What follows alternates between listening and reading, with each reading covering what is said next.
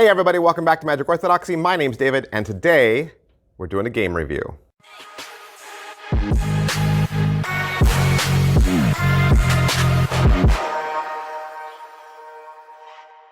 Today we're going to look at Skull from Hervé Marly. Skull is an ancient game of ornate skulls and deceptive flowers. Skull is very simple to learn, but dangerously difficult to win.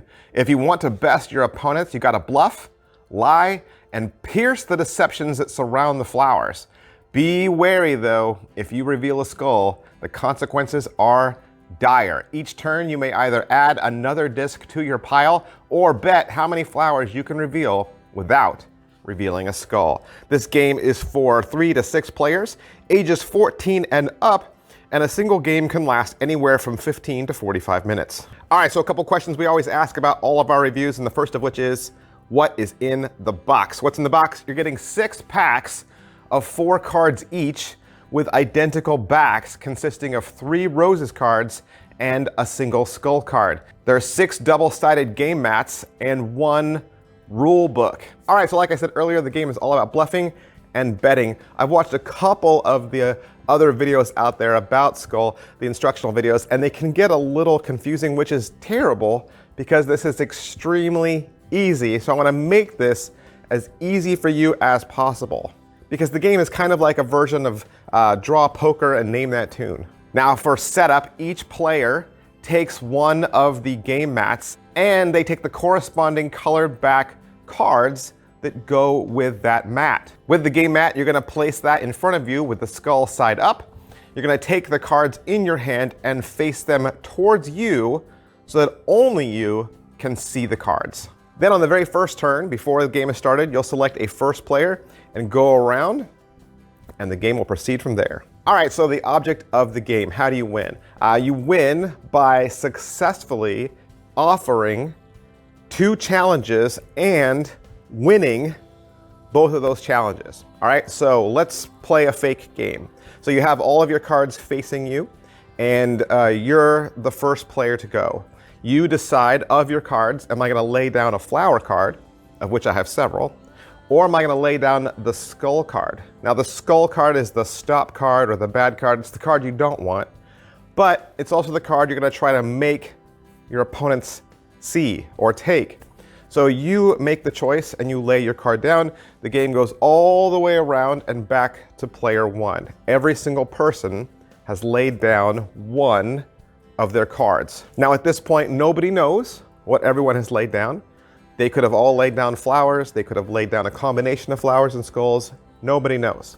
But as soon as it gets back to player 1, that person has a choice. They can place another card or they can offer a challenge.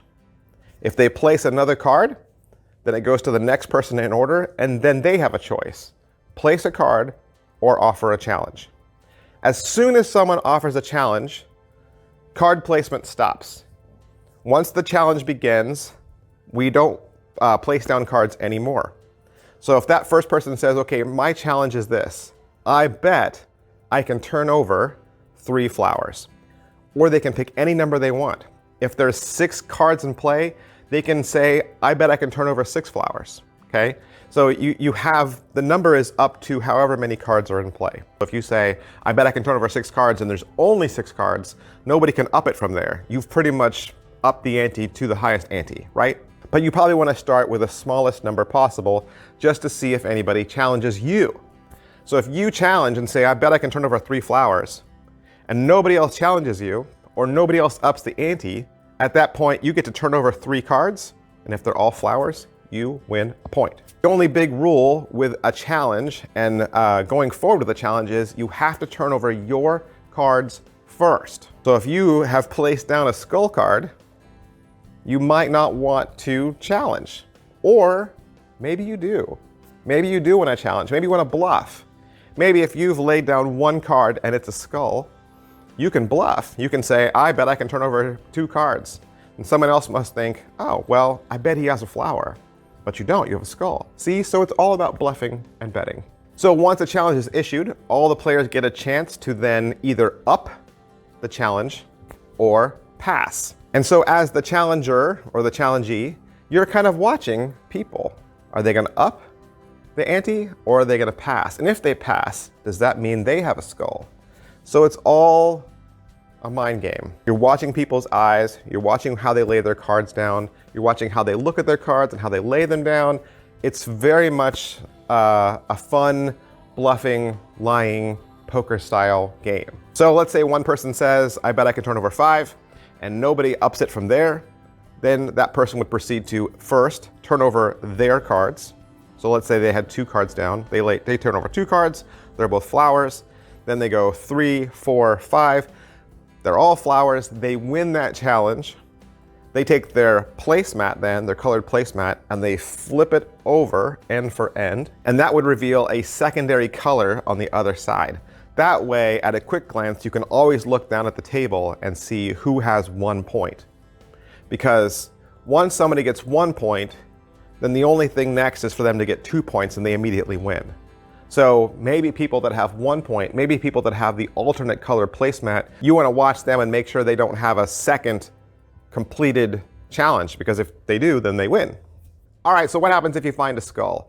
The person earlier in our example, they said, I bet I can 5, 5. They turn over their 2, and they're both flowers, that's fine. They turn over their friend next to them, flower, turn over the next guy, up, skull. Then what happens? Well, obviously they lost that challenge. Then they would proceed to take up all of their cards, facing themselves, fan them towards the person who had the skull. The person who has the skull then gets to select one of their cards at random without looking and place that card aside. The person who lost the challenge then has to play the rest of the game minus that single card. If you lost a flower, so what? But if you lost your skull, you'll have to bluff the rest of the game like you'd still have a skull.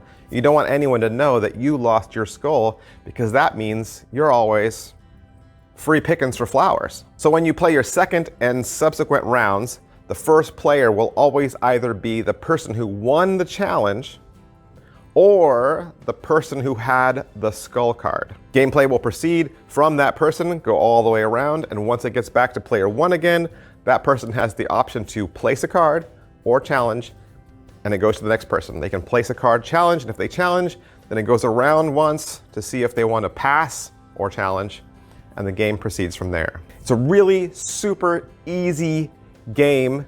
You can almost learn it on the fly while you're playing. I love games like that. It's very easy to explain to new people when they come over to your house, because all you gotta do is set it up, and then you kind of show them the cards, and they figure it out really quickly. There's not a lot of moving parts, there's not a lot of pieces, there's not a lot of rules, and it's a ton of fun. Those are 2 things that make a great game, and easy to explain, and it's fun. I hope I answered all your questions. If you have any additional questions, ask them below. I will try to get back to you. If you've got the game, let us know what you think of it. Thanks guys, I'll see you next time. Bye.